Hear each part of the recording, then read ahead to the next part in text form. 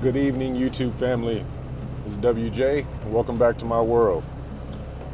Today's going to be a good day because I actually have two loads that are within 2 hours apart from each other in an 8-hour period. So here in Central Virginia, my facility is only 13 miles away. I'm headed to get some fuel right now to fuel up from last night's load because I was too lazy and I didn't go get it earlier, and then I was asleep too. My Amazon facility is only 13 miles away, and then from there, I'm headed to Virginia Beach. That's only like an hour and 45 minutes away. I have two stops, and doesn't seem to be nothing crazy. Best thing about it is there's no mountains in Virginia Beach, so the truck won't have to struggle because I had a heavy load last night. After that, I was trying to look for it's Tuesday now, and it's going to be Wednesday morning when I drop off this particular load.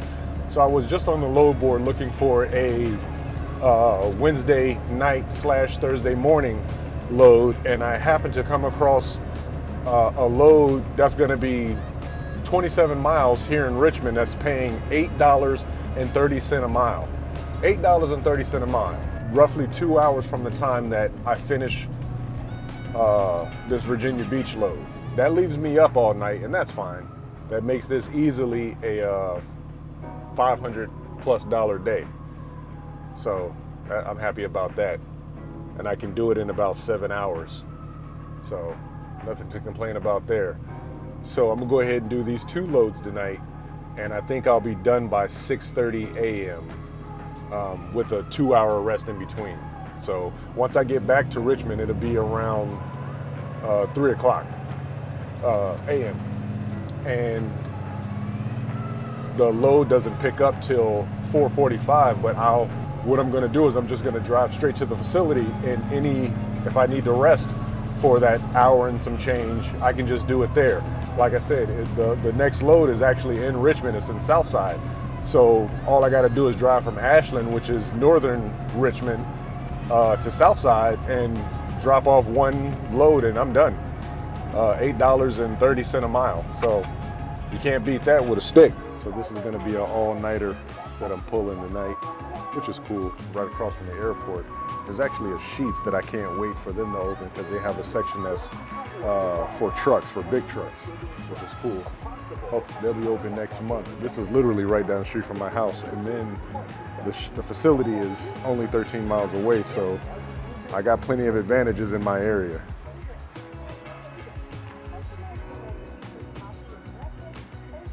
This price isn't too bad. The spot I usually go to is $286, I want to say, with no rewards, no anything. It's just $286. The only reason why I came here because this one's a little bit closer, and I just want to hurry up and hop on the road. Reason being is because every single time I'm going to the facility now, there's a whole bunch of trucks waiting. And I don't know if it's because they're putting new people at the gate, but they're waiting. Everybody's waiting. Speaking of that, I did put in the information for my badge. It's a loud plane. It's a jet, private jet. I did put in the information for my badge, so hopefully within the next couple of days I can go ahead and get my badge information taken care of so I can have my permanent badge. But right now what I do is I just go to the back first, and I'll walk around to the front just so I won't lose my place in line, and I can get to the back and get my spot if my spot isn't taken, or get as close to it as I can. Because that's also been an issue too, is getting close to the door that you're trying to get to. When I get there, I just go straight to the back. Well, give him my information. He tells me what door I'm at, and I just go straight to the back. Now we got to do a little bit more than that. Let's go up to about 85. Oh, they only give me. That's another reason why I don't like going to Wawa's, because they cap you at the $75 limit. If you go to any gas station that actually takes trucks and rigs, they don't cap you at $75 like the standard consumer pumps. The gas station that's actually $286, I go to it has a truck pump, and it pumps, the volume is much higher, and there's no cap at $75. Last night going up into the Charlottesville area, I had to turn on my AC because it was hot. I want to say it was 85 degrees going up there. Then the load I had happened to be a heavy one, The truck slowed down on them hills. Oh boy, did it slow down. I think I got down to 40 miles an hour going up one of those hills. Eventually, I'm gonna look into that. I'd really like to put a slightly bigger turbo on the truck, just to tackle those hills a little bit easier. But that's a future goal, so I'll worry about that later. Everything's running just as fine right now, so. But yeah, it should be a good day though.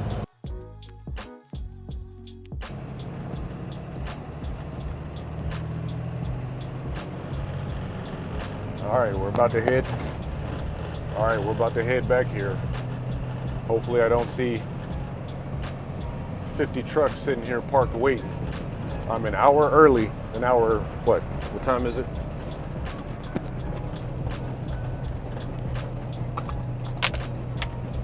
I'm an hour and 10 minutes early for my shipment. So hopefully when I get back here, I'm not gonna see a ton of trucks.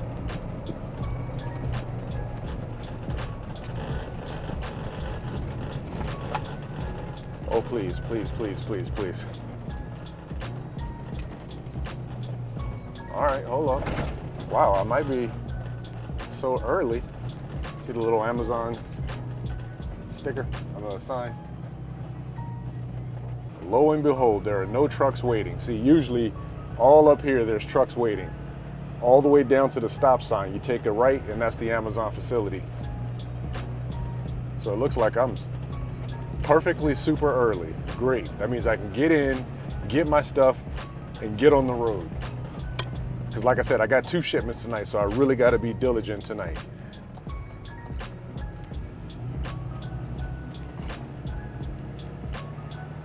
So look, I can stop and get my badge now, so I guess I'll go ahead and do it. Do it while I got time. Okay, everybody, it seems like we have a bit of a nighttime dilemma. So I get here to this post office right here behind me and nobody's here. Lock on the gate, nobody's here. So I'm like, what's going on? It's I was supposed to be here at 12. It's now 12:30 because I had to wait for Amazon to call me. So I call Amazon, they call me back, and the lady tells me, oh yeah, somebody's gonna be there at 12:45 to unlock the gate. Well, why wasn't that written in any type of notes? Why wasn't that conveyed to me that I'd have to be sitting here until 12:45 to get my delivery going? Mind you, I have another Amazon delivery after this. They can take care of all the logistics as far as times and all that. But her suggestion was, I said, okay, so at 12, what if the person doesn't come? What if they show up? They don't show up. And her suggestion was, you can go on to the next stop. I'm like, okay, that means I'll probably be bringing the stuff back. Then she said, after that, you can come back and then drop off at this particular Amazon post office again. Now, that's kind of crazy because she didn't say anything about any extra money. If I get to the point where I have to leave this location and then they want me to come back here, there better be more money added to it or I will be bringing this back to the facility. I don't know what type of, situation they're running or what mind state they have us in to where they think we're just supposed to do, but that's not me. So that's not how I operate. You have to compensate me for the extra that I'm going to do. And if not, I'll bring this stuff back to the facility and go on with my day and grab my next shipment. You don't want me to grab the next shipment, that's cool too. But they really should fix this stuff up and put notes into the system so we can actually see what goes on with these post offices. And mind you, this is a very large facility. Why? I've been to some of the small people working overnight, but this one has nobody working in it, and it's only 12:30. So I don't know. I'm kind of a little ticked off because I was on a roll and I'm making good time, and then this happens, and then I gotta wait. I'm supposed to be departing this place at 12:45. This is what their schedule says. I'm supposed to depart this place at 12:45. The person's supposed to show up at 12:45. The other place is only 20 minutes away, around 20 minutes away. I'm supposed to be there at 1:16 or so. Then it's 2 hours back to Richmond. I get a little bit of rest, which I'm gonna try and take me a little nap or something, and then I gotta grab the next shipment, which most likely I'm gonna be late for that. False alarm. I thought somebody was coming in. Somebody's gonna go drop off some mail. But yeah, I guess I'll keep her. I guess I'll just have to sit here and wait for another 15 minutes, and hopefully a person shows up. Because if they don't show up and I go on to the next position, unless they're adding more money, I'm not coming to drop this back off. I will be bringing it back to Richmond. So, Bezo, you got to get this stuff straight, man. You got to get this stuff straight. I'm not an employee of yours. So there is no just do what I say and all of that good stuff. You got to get this stuff straight, man. Coming to you live from the front seat of my truck. This has been a glorious night. Oh my goodness. Let me tell you guys what's happened so far. Okay, so the first stop in Chesapeake, I was informed that nobody is at the facility and the person doesn't come till 1. They scheduled me to be there at 12. He got there at 1:15, so that's a whole hour and a half that I had to sit and wait. Granted. Finally got there, was able to unload. Okay.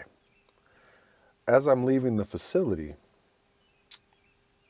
my truck experienced some electrical gremlins. My cluster went out. My lights up top went out. My tail lights stopped working. And I'm like, what is going on? What's happening with my truck? Just out of the blue, I drove all the way down here, 2-hour drive yesterday, 2 hours out, 2 hours back, absolutely nothing. Just out of the blue, only my headlights would work. Only my headlights would work, and my truck, the lights, the clusters, everything, it just wouldn't work. I'm flipping the switches. I went through every fuse in this truck. Nothing was blown. Completely baffled on why this happened. And at this particular time, I'm sitting there, I'm going over this truck with a fine-tooth comb, trying to see if there's an extra fuse box. I'm looking online, trying to figure out what is going on. Where is the fuse for the headlights, tail lights, cluster, everything. Can't find it. So I just went through all the fuses. I checked them all. Checked all I unplugged all the relays. Sometimes the Rosetta relay, you just got to unplug it. So I unplugged all the relays. I checked every single fuse that I have in this truck. Some of them are kind of rusty, but I checked every single one. Absolutely nothing.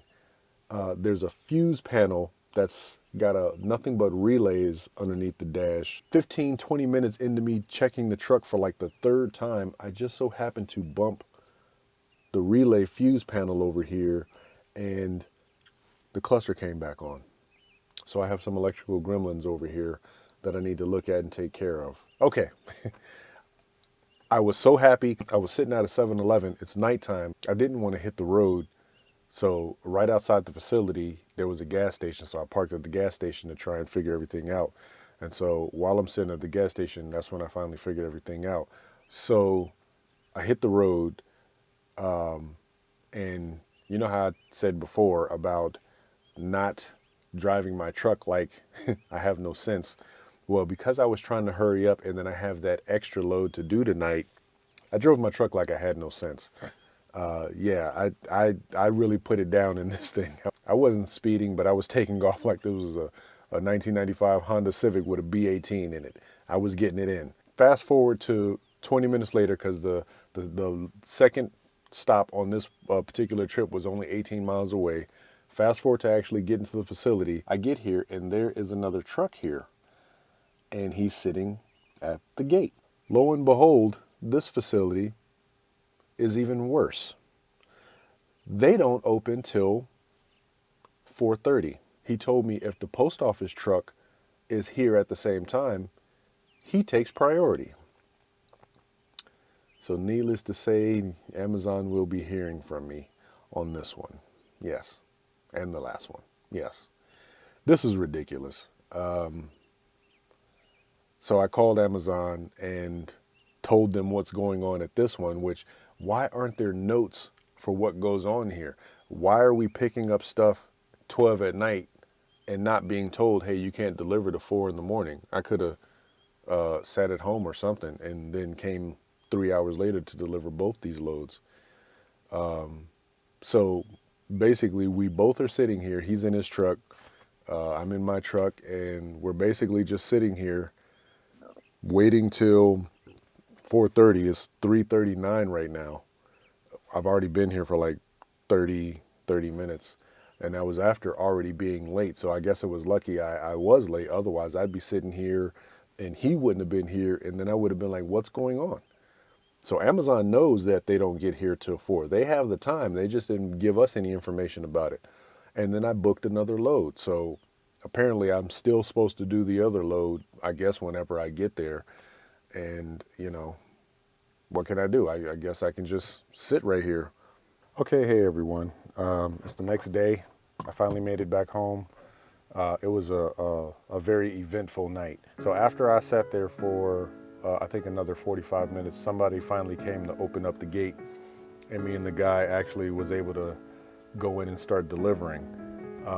That particular post office must be extremely busy, and then it was Prime Day because I only had 4 pallets. He had 11 pallets. Another truck came with 10 pallets, and then another truck came with 12 pallets, and we were all there at the same time. So the poor guy there, he was so angry because of how much stuff was coming in. That's America. We buy a lot of stuff. You can't really get past that. So I started taking my pallets off. And as I had 2 loose pallets and 2 palletized pallets. As I get to the 3rd pallet, the attendant there, he looks at him. He's like, hey, this is the wrong stop. Usually they'll say it'll go orange, but it's usually still at the same location. They were going orange, but I'm like, this is Virginia Beach, so it still should be at the same location.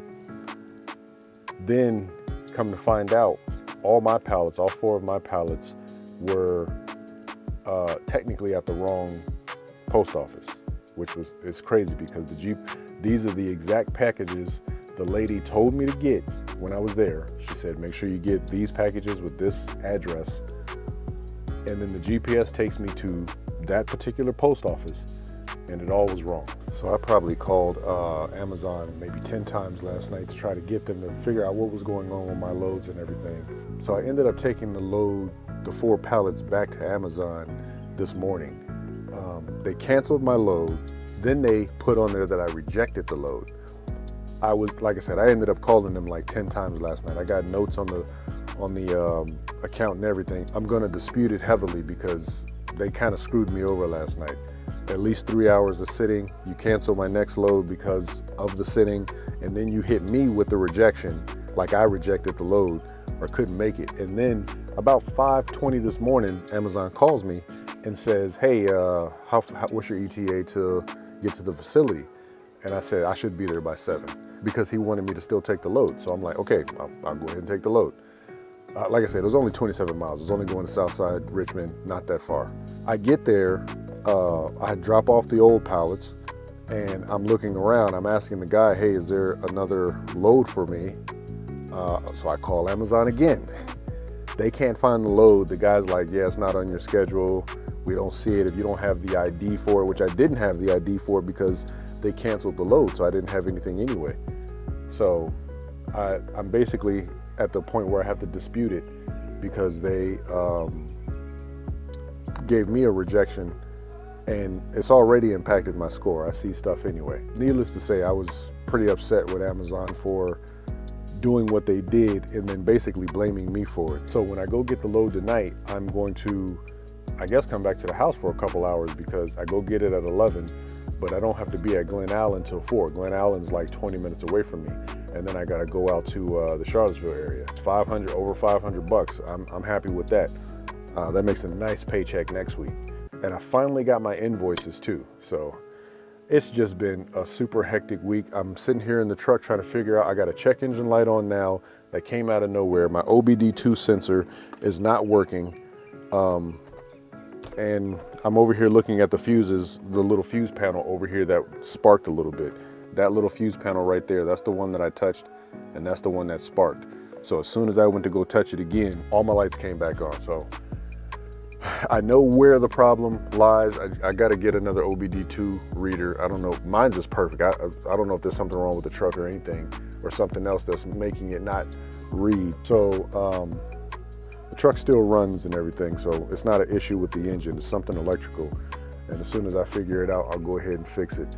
I'm just glad I'm able to do this stuff on my own, because if I would have called somebody, it would have been, you know, $200 for just for them to come out and say, hey, you got a bad fuse panel over here or something like that. And I actually see a frayed wire over here too. So I think I think I've already found the culprit of why it's doing that. So I got it kind of pent up so it doesn't move. And I think what happened with the shaking of the truck, it kind of has been rubbing over the years. So I'll go ahead and tighten that up a little bit. And I got it kind of sitting so it doesn't move. So I guess that concludes this video. Tonight, I probably won't record. I'm just gonna drive, hurry up and get back so I can go to sleep. I don't even know if I'm gonna work tomorrow night. I want to, but I'm kind of tired, so we'll see what happens. Until the next time, YouTube, be the change that you want to see. All right? Catch you guys later. Peace.